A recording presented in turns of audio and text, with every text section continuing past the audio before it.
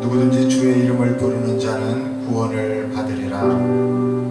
거룩하신 주님, 이 시간 누구든지 주의 이름을 부르는 자는 구원을 받으리라 하셨사오니 그 구원의 기쁜 은혜가 이 예배의 시간에 주님 우리에게 감동으로 있게 하여 주시옵시고 주님께서 홀로 영광받아 주시옵소서. 예수님 거룩하신 이름으로 기도드리옵나이다.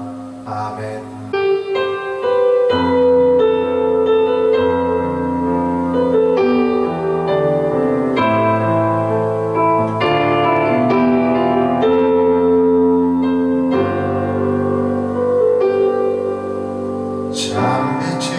이 세상을 비추나니 한 사람 한 사람 모두 비춰주시며 태초의 빛이 어둠을 밝혔던 것처럼 참된 빛이 우리를 밝히 인도하시네. 태초의 말씀이 하나님과 함께 계셨으니 이 말씀이 곧 하나님이시며 이 말씀이 육신이 되고 우리 가운데 거하시니 우리가 그의 영광을 보리라.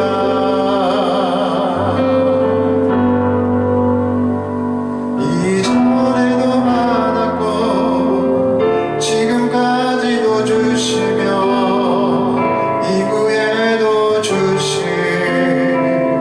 하나님 은혜, 이 모든 것 위에 하나님 자녀 삼아 주시니 은혜 위에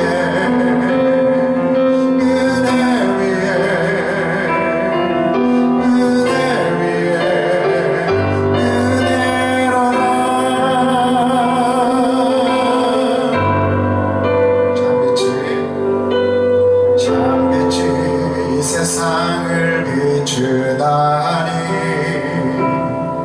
한 사람 한 사람 모두 비춰주시며 태초의 빛이 어둠을 밝혔던 것처럼 참된 빛이 우리를 밝히 인도하시네. 태초의 말씀이 하나님과 함께 계셨으니 이 말씀이 곧 하나님이시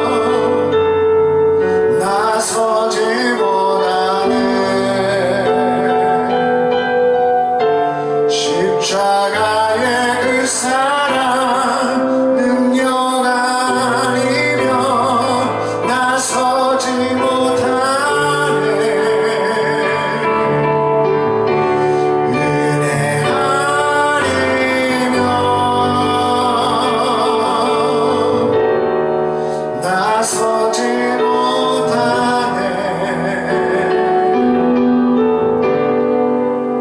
놀라운 사랑 그 은혜 아니면 나서지 못하네 은혜 아니면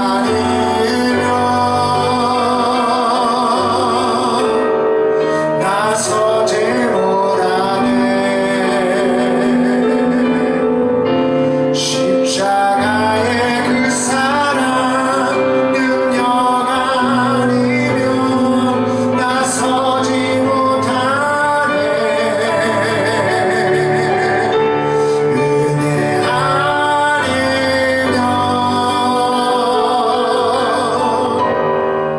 나서지 못하네 놀라운 사랑 그 은혜 아니면 나서지 못하네 은혜 아니면 은혜 아니면 나서지 못하네 십자가의 그 사랑 능력 아니면 나서지 못하네 은혜 아니면 나서지 못하네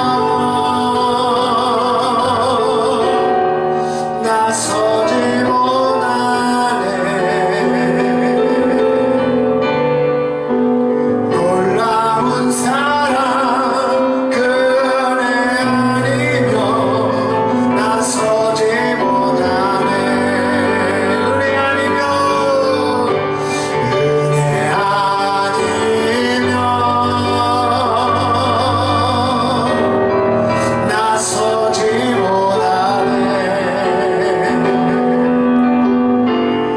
십자가의 그 사랑 능력 아니면 나서지 못하네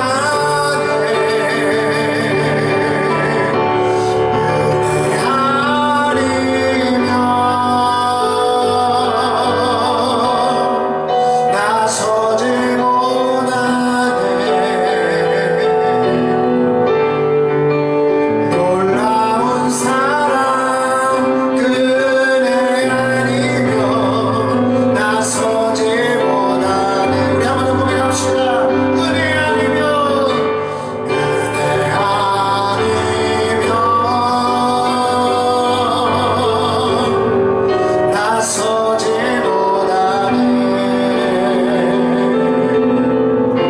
십자가의 그 사랑 능력 아니면 나서지 못하네 은혜 아니면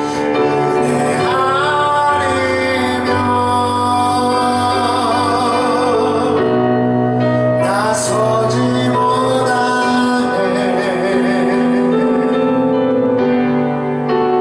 놀라운 사랑 그 은혜 아니면 나서지 못하네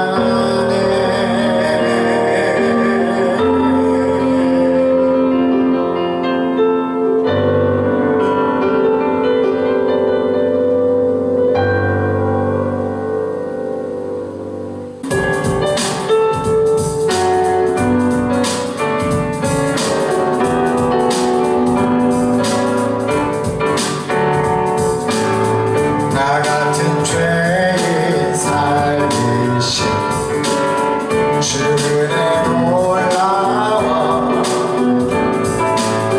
잃었던 생명 찾았고 감명을 얻었네 그 죄악에서 그 죄악에서 거치신 주의 고마워 나 처음 잃은 그 시간 귀하고 귀하다 주 찬양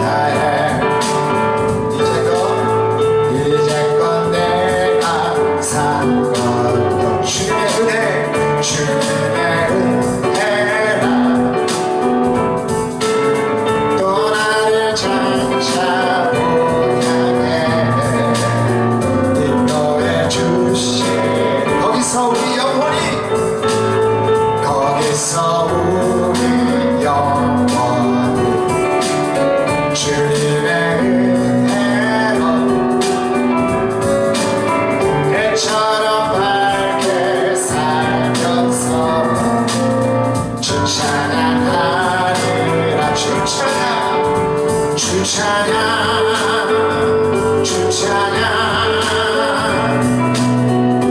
내 마음을 다해 주 찬양 주 찬양 내 생명 나 같은 죄인 나 같은 죄인 살리신 주의 놀라와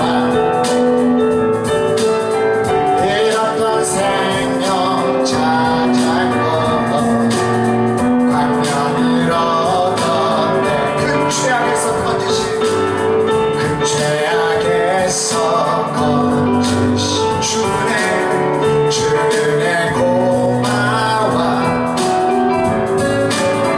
나 처음 믿은 그 시간 귀하고 귀하다 주 찬양 주 찬양 주 찬양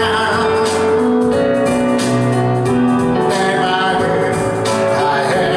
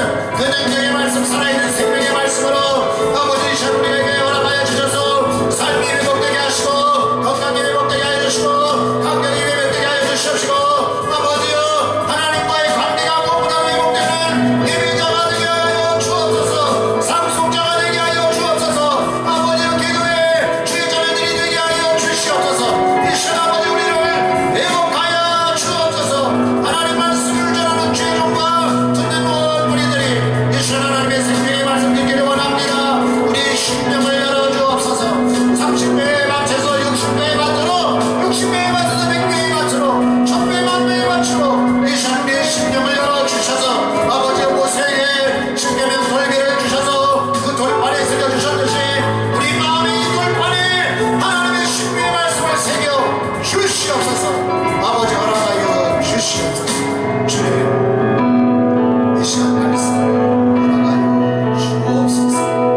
예수님 거룩하신 이름으로 감사하며 기도드렸습니다. 아멘. 오늘 우리에게 허락하시는 하나님의 말씀은 신약성경 요한복음 1장 14절로 18절의 말씀입니다. 오늘 이 시간 우리에게 주시는 하나님의 말씀은 신약성경 요한복음 1장 14절로 18절의 말씀입니다. 이제 하나님의 말씀을 받들어 제가 봉독할 때에 오늘 우리 각자에게 주시는 하나님의 음성을 들으시길 바랍니다. 말씀이 육신이 되어 우리 가운데 거하심에 우리가 그의 영광을 보니 아버지의 독생자의 영광이요 은혜와 진리가 충만하더라.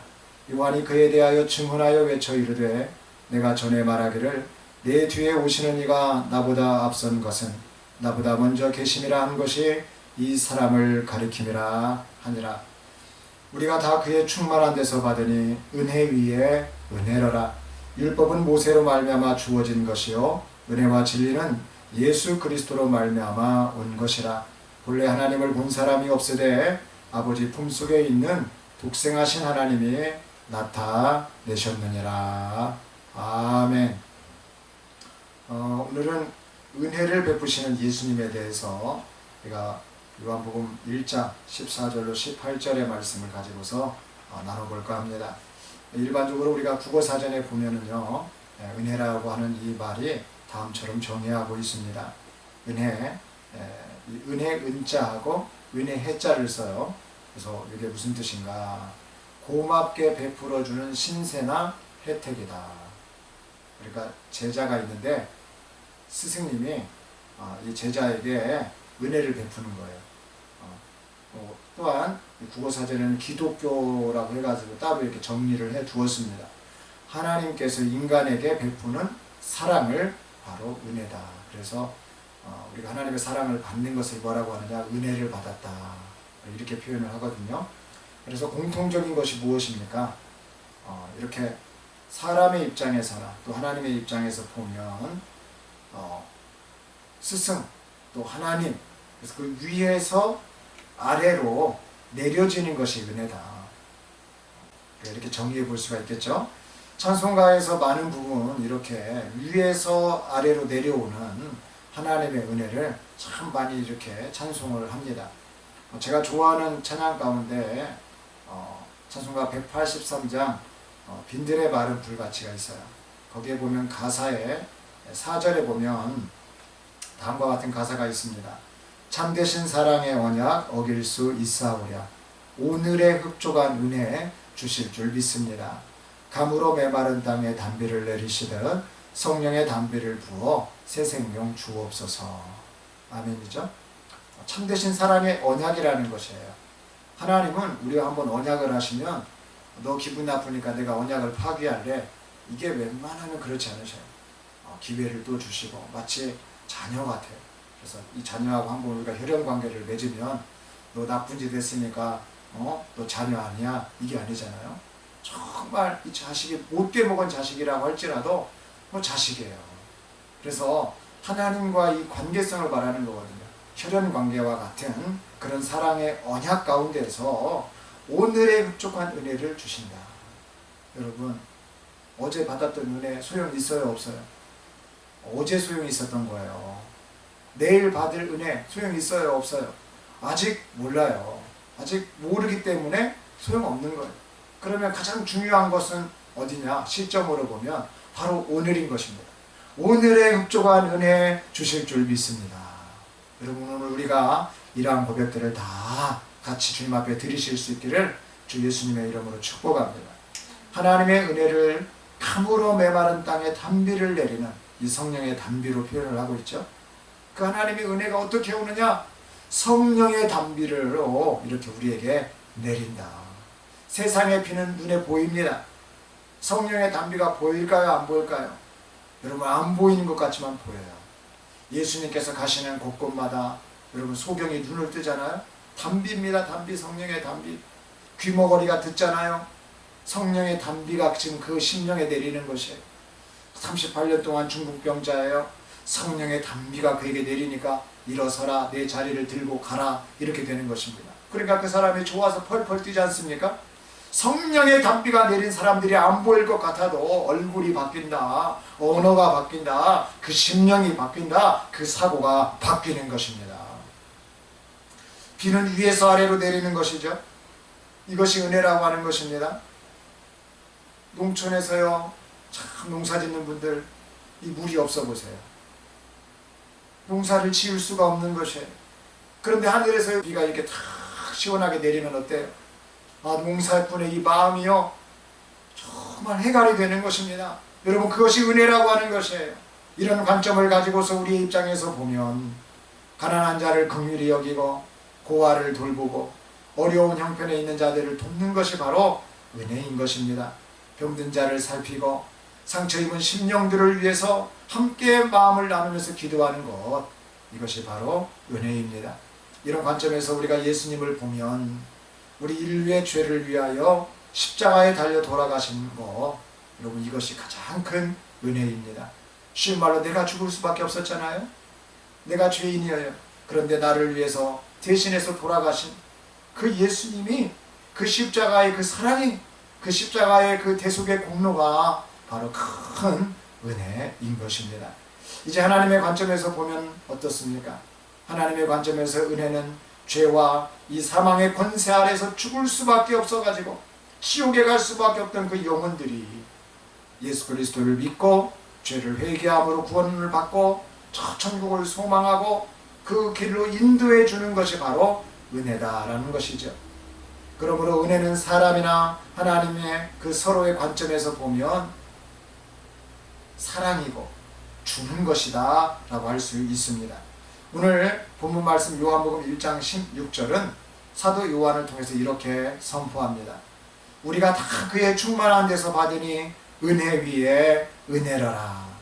오늘 본문을 통해 우리가 다함없이 은혜를 베푸시는 그 예수님이 어떤 분이신지를 좀 깨달았으면 해요. 그리고 그 은혜의 심연 속으로 우리가 깊이 들어가는 참 축복된 그러한 시간이 되시기를 우리 주 예수님의 이름으로 축복합니다. 오늘 본문의 말씀을 보면은요, 예수님이 베푸시는 그 은혜가 크게 세 가지로 명확하게 보여지고 있습니다. 자, 첫째로 육신을 입고 우리 가운데 거하시는 임재의 은혜입니다. 요한복음 1장 14절 말씀을 보면 다음처럼 말씀합니다. 말씀이 육신이 되어 우리 가운데 거하시매 우리가 그의 영광을 보니 아버지의 독생자의 영광이요 은혜와 진리가 충만하더라. 예수님이 베푸시는 첫 번째 은혜는 누구랑 함께하기 위해서요? 바로 저와 여러분들, 우리와 함께하기 위해서 어떻게 하신? 하늘 보좌를 버리시고 이렇게 낮아지신 은혜인 것입니다. 그러니까 위에서 아래로 내려오니 은혜다 이 말이에요. 구약시대의 하나님의 임재는 성막에 머물렀습니다.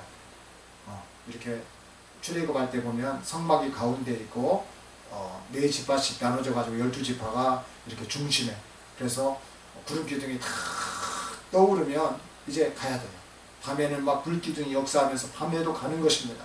그래서 하나님이 불기둥과 구름기둥으로 역사해서 장막 위에 이렇게 탁 멈춰지면 출발하고, 그냥 멈춰 있으면은 사람들이 움직이질 않아요. 그래서 그 성막을 기준으로 하나님의 임재가 그렇게 보였던 것입니다.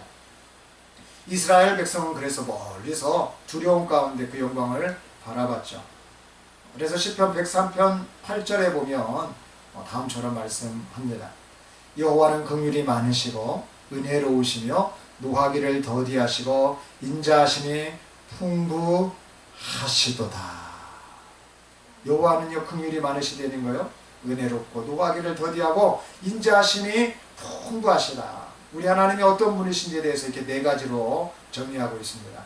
자, 긍휼이 많다, 자비로우시다. 히브리어로 라훔이라고 되어 있는데요, 원어적인 의미의 라훔은 어머니의 태죠, 태. 이 모태를 뜻하는 히브리어 레헴이라고 하는 이 단어에서 왔습니다. 그래서 불쌍히 여기는 이 감정을 넘어가지고 어머니가 이 태중의 아이를 바라볼 때 그 느끼는 본능적이고도 애끓는 그 사랑을 바래요. 뱃속에 있어도 이 엄마가 되잖아요. 그러면 이 뱃속의 아기를 소중히 여긴다니까요. 만약에 이 뱃속의 아기가 조금만 아프다고 해보세요. 막 이 엄마로서 애가 다른 거예요. 어떻게 해서 건강하게 이 아이가 자라고 나오기를 엄마는 원하는 것입니다. 자녀가 아플 때 어머니의 가슴이 찢어지는 것과 같은 강력한 이 공감과 긍휼, 이게 모성의 본능이죠. 이처럼 하나님께서는 우리를 바라보실 때 우리 자녀들의 연약함, 그 아픔을 자기 자신의 몸처럼 아파하신다는 것이에요. 그리고 품어주십니다. 이런 모성적 자비를 가지고서 예수님은 본능적으로 우리를 품어주셔요. 그래서 아담과 하와가 처음으로 죄를 졌을 때 어떻게 합니까? 내쳐버리는 것이 아니에요. 가죽옷을 가지고 또 찾지 않습니까? 아담아 내가 어디 있느냐? 이것이요 품어주시는 것이에요. 비록 죄를 졌지만은 그 아픔을 가지고 그 가슴 찢어지는 그 강력한 공감을 가지고 그 모성과 같은 애끓는 마음을 가지고 그 자녀를 안아주고자 하시는 것입니다. 이것이 긍휼 자비라는 것입니다. 은혜로우시며 한운, 원어적 의미의 한운은 조건 없는 호의와 친절을 뜻하는 한에서 유래된 말입니다. 이 단어는 상대방에게 그럴 만한 자격이나 가치가 전혀 없음에도 불구하고 윗사람이 아랫사람에게 거저 베푸는 그런 주권적인 호의를 말합니다. 신약의 헬라어로는 카리스가 있어요. 이게 직접적으로 연결되는 단어입니다. 한운, 카리스, 한운, 카리스 기억해 주시길 바라요. 하나님께서 우리에게 베푸시는 이 은혜는 우리의 행동이나 의로움에 대한 보상이 전혀 아닙니다. 오직 하나님의 그 선하신 성품에서 출발하신 무조건적인 선물이라는 거예요. 내가 쟤한테 선물해 주고 싶어. 그래서 선물을 주는 거예요. 여러분 가난한 사람들이 있어요. 근데 부자로 이렇게 좀 부유한 사람들이 가난한 사람들이 형편을 헤아려서 선물을 주면 기쁠까요? 안 기쁠까요? 기쁜 거죠. 막무가내로 너 받아라가 아니라 그 사람의 사정과 그 모든 것을 생각하는 거예요. 예를 들면은 정말 가난한 가정인데 이 수업료에 대한 자식의 걱정이 있다고 해보세요. 그러면 조금 부유하신 분이 그 사정을 알아요. 근데 조심스럽게 가서 제가 좀 이렇게 도움을 드리고 싶은데 어쩌겠냐고. 그러면 어때요? 참 받는 분도 감사하다고 그래요. 그런데 내가 이렇게 잘 살고 하니까 당신은 그냥 내가 주는 것에 감사해. 여러분 이렇게 해서 그냥 주면 어때요? 물론 그것도 감사하겠지만 좀 감사의 색깔이 다르겠죠. 무조건적으로 준다고 하지만 호의를 가지고 줘야 된다. 호의, 사랑의 마음, 긍휼히 여기는 마음, 섬기는 마음을 가지고 또 조건 없이. 참 얼마 전에 어떤 분이 그래요. 제가 이렇게 어려운 사람을 도와주니까 꼭 갚는다는 소리는 안 한다고. 그러니까 어려운 사람들이 그러잖아요. 저 얼마만 도와주세요. 얼마만 도와주시면 갚겠습니다. 참 그래 생각을 해보니까 갚겠습니다 말하는 사람은 적은 것 같더라고요. 얼마만 도와주세요. 근데 이게 성경하고 똑같은 거예요. 성경에서 뭐라고 말했죠? 오늘 어떤 어려운 사람이 왔어요. 도와달라고 해요. 그럼 뭐라고 했어요? 너 내가 이거 줄 테니까 언제까지 이자 해가지고 갚아. 이렇게 말을 했습니까? 아니면 그냥 주라고 했습니까? 성경은요 그냥 주라고 했어요. 받을 거 생각하지 말고 주라고 했어요. 그러니까 참 저희가 이 개척교회를 지금 하고 있고 미자립 교회를 감당하고 있는데 참 도와달라는 게 많아요. 저도 먹고 살기 힘들어요. 저희들도 형편이 참 안 좋아요. 그런데도 불구하고 이렇게 나눕니다. 호의를 가지고 정말 콩 한쪽도 나누듯이 나눠요. 그러니까 왜 이렇게 나눕니까? 호의가 있기 때문에 그래요. 저희가 어렵게 살아가기 때문에 그 어려움을 알기 때문에 그러는 것입니다. 은혜로우시며 우리 하나님의 은혜가 이렇게 어떤 우리가 잘하고 어떤 우리 행동과 의로움에 대한 보상이 전혀 아니고 이렇게 하나님의 선하신 성품에서 그냥 주고자 한다. 주면 어때요? 주는 자가 복이 있다.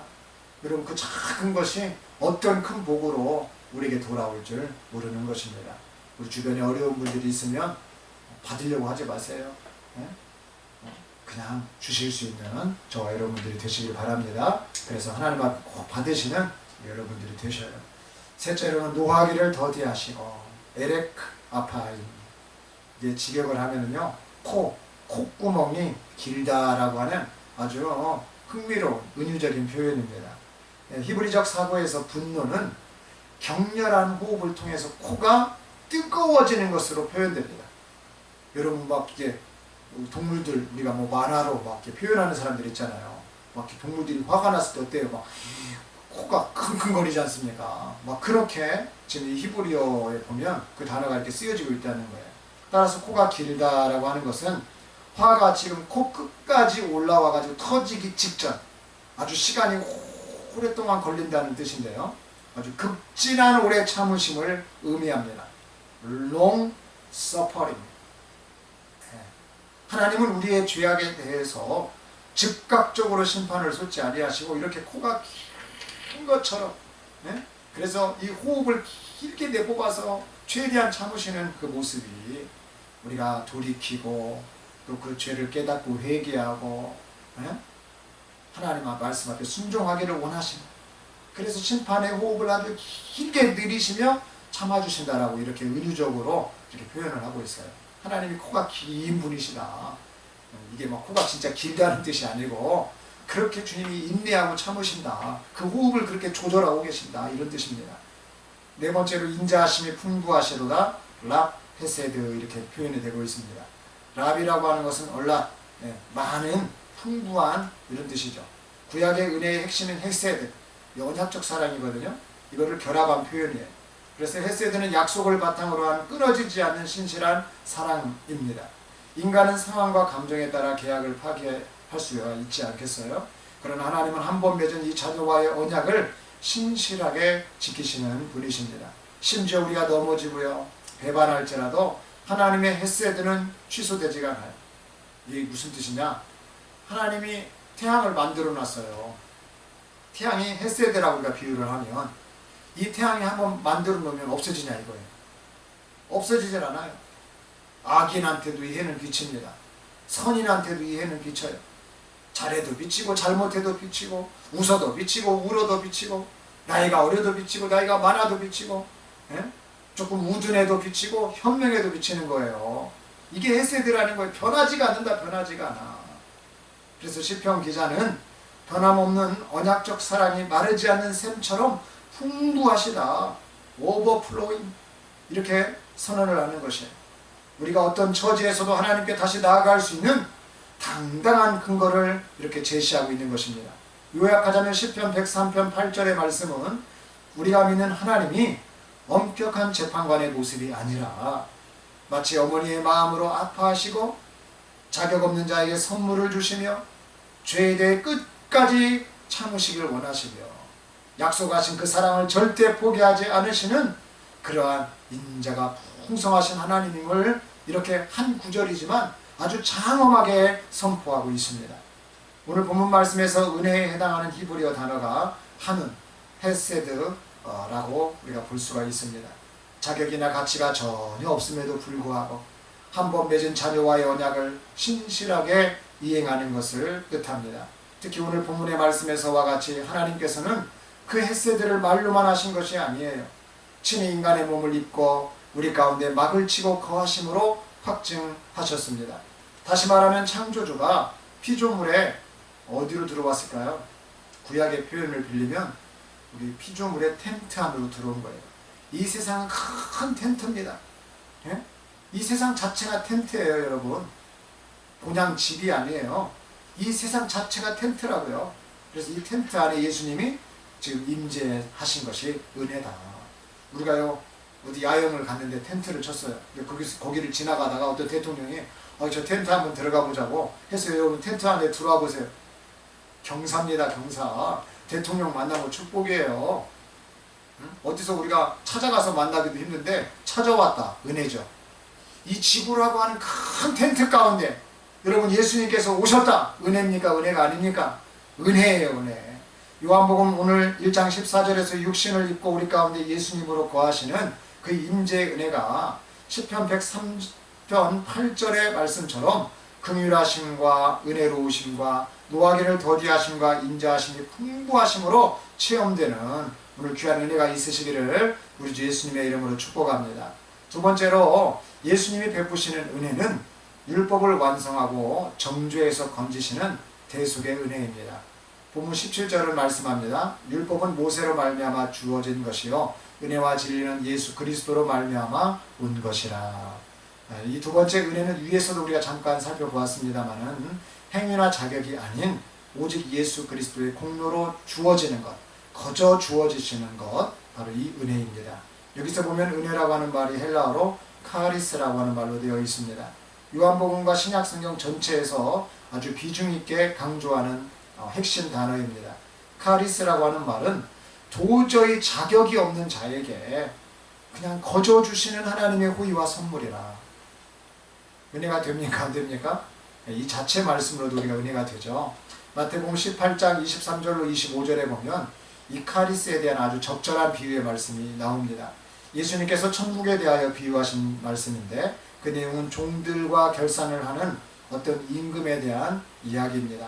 그러므로 천국은 그 종들과 결산하려 하던 어떤 임금과 같으니 결산할 때에 10,000달란트 빚진 자 하나를 데려오매 갚을 것이 없는지라. 주인이 명하여 그 몸과 아내와 자식들과 모든 소유를 다 팔아 갚게 하라 하니 그 종이 엎드려 절하며 이르되 내게 참으소서 다 갚으리이다 하거늘 그 종의 주인이 불쌍히 여겨 놓아 보내며 그 빚을 탕감하여 주었더니 그 종이 나가서 자기에게 100데나리온 빚진 동료 한 사람을 만나 붙들어 목을 잡고 이르되 빚을 갚으라 하매 그 동료가 엎드려 간구하여 이르되 나에게 참아주소서 갚으리이다 하되 허락하지 아니하고 이에 가서 그가 빚을 갚도록 옥에 가두거늘 그 동료들이 그것을 보고 몹시 딱하게 여겨 주인에게 가서 그 일을 다 알리니 이에 주인이 그를 불러다가 말하되 악한 종아 네가 빌기에 내가 네 빚을 전부 탕감하여 주었거늘 내가 너를 불쌍히 여김과 같이 너도 내 동료를 불쌍히 여김이 마땅하지 아니하냐 하고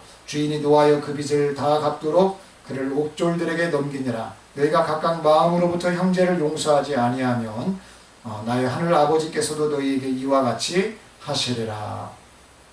마태복음에서 말하는 이 화폐 가치를 정확히 이해하기 위해서는 이 성경 시대의 기준점인 1데나리온에 대해서 우리가 정의를 해봐야 됩니다. 1데나리온이 그 당시에는요 노동자 하루 품삯이었습니다. 자, 1데나리온의 기준으로 우리가 해보면 100데나리온은 어떻게 우리가 계산해 볼 수가 있다고요? 100일 동안을 일해야 볼 수 있는 금액이에요. 원화를 이렇게 환산해서 우리가 보면 일당 10만원 기준하면 1000만원이고요. 일당 15만원을 기준하면 1500만원입니다. 결코 적은 돈 아니죠. 성경적 화폐의 단위의 1달란트가 6000데나리온입니다. 즉 1달란트는 노동자가 한 푼도 쓰지 않고 무려 약 6000일 동안 16년 동안 일해야 모을 수 있는 상상 초월의 거액입니다. 일당 10만원으로 우리가 1달란트는 약 6억 원이 되고 15만원으로 기준을 하면 약 9억 원이 됩니다. 자, 그렇다면 이게 1달란트예요. 그러면 1만 달란트 계산법을 하면 어떻게 될까요? 자, 아까 1달란트가 6000데나리온이라고 했습니다. 여기에다 곱하기 만을 하는 거예요. 10,000달란트니까 1만 달란트. 그러면 1, 10, 100, 1000만, 10만, 100만, 1000만 6천만 데나리온입니다. 6천만 데나리온. 노동자가 약 16만 년 동안 일해야 하는 액수입니다. 대한민국 원화로 현실적으로 이걸 환산해보면 일당 10만원 기준으로 해서 6조 원이에요. 6조 원. 일당 15만원으로 계산하면 9조 원입니다. 이 1만 달란트는 한 개인이 도저히 빌릴 수도 평생은커녕 수천 번을 다시 태어나도 자력적으로는 절대로 갚을 수 없는 천문학적인 액수입니다. 당시 로마 제국이요. 역사적으로 찾아보면 이게 다 나옵니다.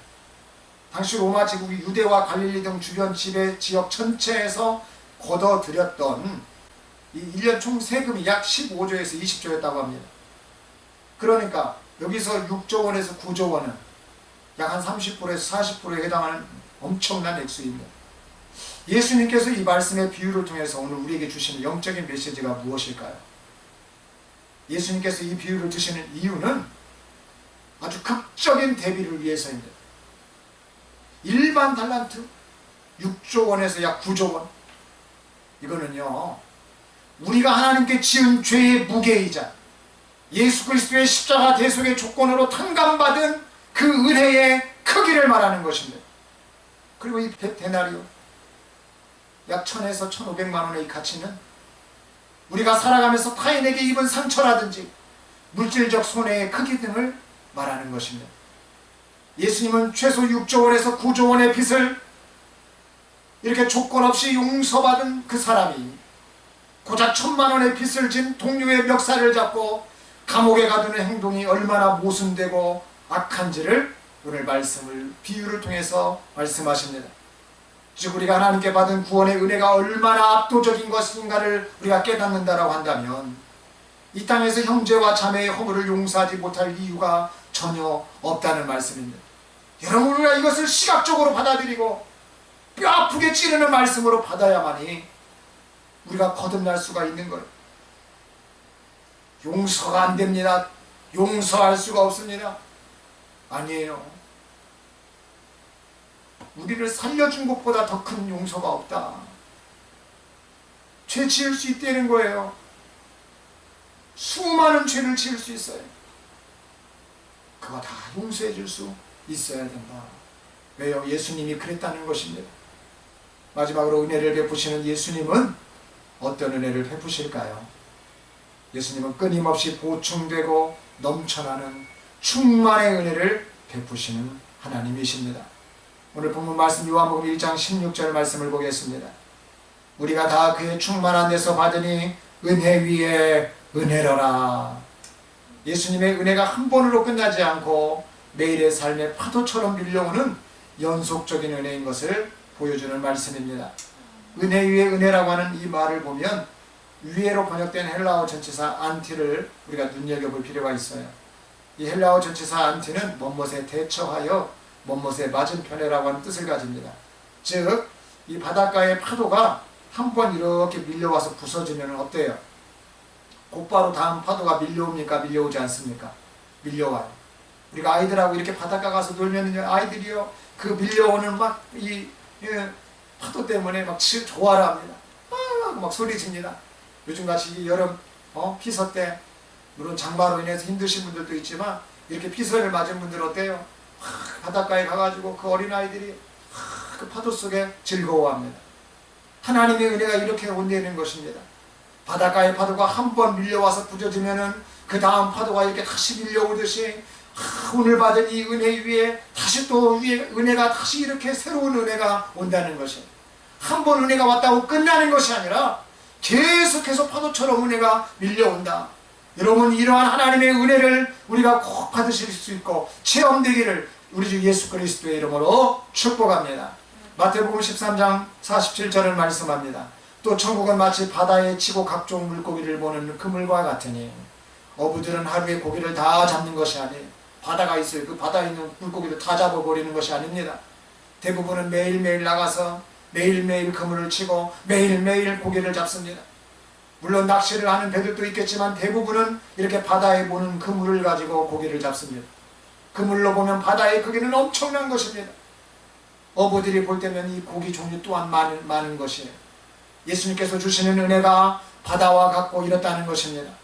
끊임없이 보충되는 은혜, 끊임없이 넘쳐나는 은혜, 끊임없이 충만한 은혜라는 것입니다. 마태복음 7장 8절로 11절은 다음처럼 말씀합니다. 구하는 이마다 받을 것이요 찾는 이는 찾아낼 것이요 두드리는 이에게는 열릴 것이니라. 너희 중에 누가 아들이 떡을 달라 하는데 돌을 주며 생선을 달라 하는데 뱀을 줄 사람이 있겠느냐. 너희가 악한 자라도 좋은 것으로 자식에게 줄 알거든 하물며 하늘에 계신 너희 아버지께서 구하는 자에게 좋은 것으로 주시지 않겠느냐. 끊임없이 보충되고 충만한 은혜를 베푸시는 예수님은 구하면 받게 된다, 찾으면 찾게 된다, 두드리면 열리게 된다. 은혜 위에 은혜, 다시 그 은혜 위에 은혜를 거듭해서 말씀하십니다. 어떤 악인들에게 아들이 있습니다. 아들이 떡을 달라고 합니다. 생선을 달라고 합니다. 그 악한 자가요, 그 아들이 떡을 달라고 하는데 돌 주지 않는다, 생선을 달라고 하는데 뱀을 주지 않는다. 주님은 이렇게 말씀하시고 계십니다. 무엇을 준다고 말씀합니까? 바로 그 악한 자가 그 아들에게 좋은 것을 준다고 말씀합니다. 세상에서 악한 자도 이렇게 자식에게 하는데 하물며 하늘에 계신 그 아버지께서 구하는 자에게 좋은 것으로 주시지 않겠느냐. 바로 은혜의 말씀을 오늘 주고 계시는 것입니다. 말씀을 마치겠습니다. 나 같은 죄인 살리신, 우리가 오늘 좀 편곡곡을 한번 불러봤는데 이 원곡을 작사하신 분의 이 표현에 보면 원래 나 같은 죄인 살리심이 아니더라고요. 제가 찾아보니까 나 같은 괴물 살리심. 근데 이 한국어 표현에 이게 좀 어감이 좀 안 좋으니까 나 같은 괴물 살리심 이렇게 표현을 하지 않고 약간 좀 이렇게 번역을 좀 선하게 해서 나 같은 죄인 살리심 이렇게 했더라고요. 이 찬송가의 작시자 존 뉴턴의 묘비의 비석을 다음 화면을 통해서 우리 보시면은요, 이렇게 문구가 이렇게 새겨져 있어요. 한때 불신자이고 방탕하였고 아프리카 노예들을 부리던 자였으나 우리 주 예수 그리스도의 풍성하신 자비로 용서받고 보존되어 마침내 사제로 부름받아 오랫동안 파괴 아래에 있었던 그 복음을 전파했다. 꼭 사도 바울 같았다는 거예요. 사도 바울. 존 뉴턴은 평생 노예를 팔아먹던 악랄한 죄인이었습니다. 그러나 예수님의 은혜를 체험한 후 나 같은 괴물 살리신 그 은혜 고마워라고 눈물로 노래했습니다. 우리의 인생 역시 그와 다르지 않는 것 같아요. 예수님이 베푸시는 은혜는 우리의 자격이나 행위의 대가가 아닙니다. 조건 없으신 사랑 헤세드요 거저 주시는 선물 카리스입니다. 오늘도 예수님의 충만한 그 은혜의 파도가 저와 여러분의 가정과 일터 그리고 상한 심령 위에 쉼없이 밀려오고 있는 사실을 알아야 합니다. 낙심하지 마십시오. 절망하지 마십시오. 은혜 아니면 살아갈 수가 없다는 이 겸손한 고백으로 우리가 은혜 위에 은혜를 충만하게 부어주시는 예수 그리스도만을 바라보시면서 이번 한 주간도 당당히 영적 전쟁에서 승리하시는 저와 여러분들이 되시기를 우리 주 예수님의 이름으로 축복합니다. 기도드리겠습니다. 사랑과 은혜가 풍성하신 하나님 아버지, 은혜 아니면 단 한순간도 살아갈 수 없는 본질상 진노의 자녀였던 우리를 택하여 주시고 예수 그리스도의 보혈로 구속하여 주시고 하나님의 자녀 삼아주시니 감사를 드립니다. 오늘 주신 말씀처럼 우리 삶의 모든 순간순간이 당연한 것이 아니라 오직 주님의 세밀한 은혜임을 고백합니다. 낮고 천한 우리 마음에 이 시간 친히 찾아와 임재하여 주시옵시고 율법의 정죄로부터 자유케 하시는 대속의 은혜를 허락하여 주시옵소서. 날마다 마르지 않는 샘물처럼 은혜 위에 은혜를 더하여 주시는 예수님만을 바라보게 하시고 낙심하고 상한 심령으로 나온 성도들 위해 예수님께서 거저주시는 선물 카리스의 은혜로 저들의 마음을 위로하여 주시고 세상에 줄 수 없는 평안과 하늘의 능력으로 넘치도록 채워 주시옵소서. 한 주간의 삶 속에서도 늘 예수님의 임재하시는 햇새들을 기억하며 은혜를 흘려보는 통로가 될 수 있도록 주님 그렇게 주님의 은혜자로 살아가도록 축복하여 주시옵소서. 우리를 사랑하사 끝까지 사랑하시는 예수 그리스도의 이름으로 기도드리옵나이다. 아멘.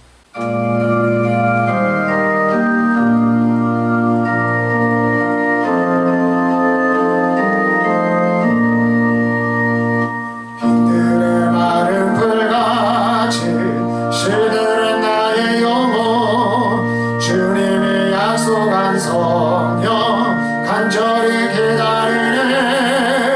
가물어 메마른 땅에 담비를 내리시고 성령의 담비를 부어 새 생명 주옵소서. 반가운 빗소리 들려 산천이 춤을 추네. 봄비로 내리는 성령 내게도 주옵소서. 가물어 메마른 땅에 담비를 내리시던 성령의 담비를 부어 새 생명 주옵소서. 절 따라 우러를 내려 조목이 무성하니 갈급한 내 심령 위에 성령을 부으소서. 가물어 메마른 땅에 담비를 내리시던 성령의 담비를 부어 새 생명 주옵소서. 참되신 사랑의 언약 먹일 수 있사오랴. 오늘의 흡족한 은혜 주실 줄 믿습니다. 가물어 메마른 땅에 담비를 내리시던 성령의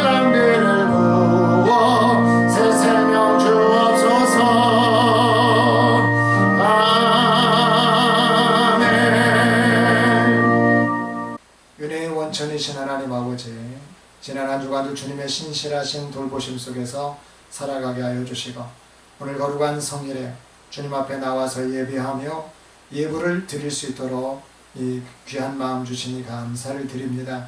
이 예물은 내 힘으로 얻은 것이 아니요 모든 것이 주님의 은혜라는 고백이 담긴 감사의 고백으로 드립니다. 손길마다 하늘의 복을 더하여 주옵소서.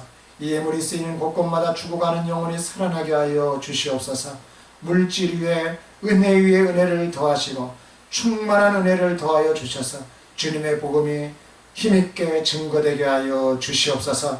드린 손길들 하나하나를 기억하여 주시사 파도처럼 밀려오고 또 밀려오는 은혜의 복으로 채워 주시옵소서. 구하고 찾고 두드리라 하시는 우리 주 예수 그리스도의 이름으로 봉헌하며 기도 올리옵나이다. 아멘.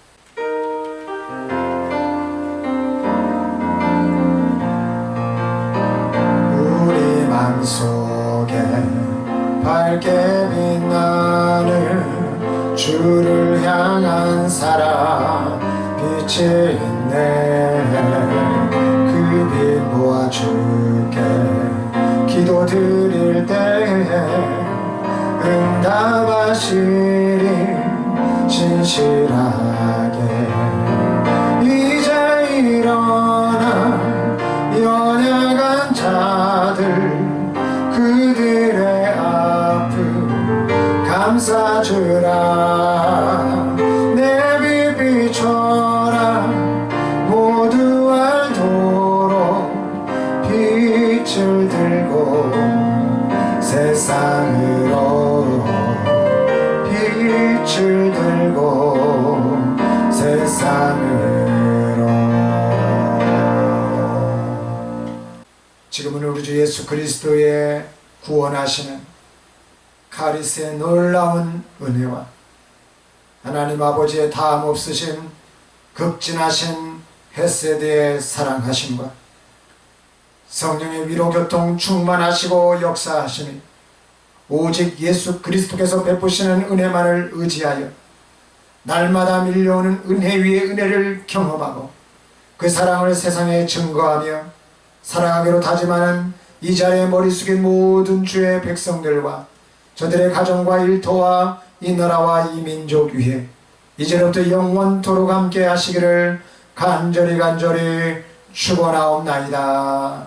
아멘.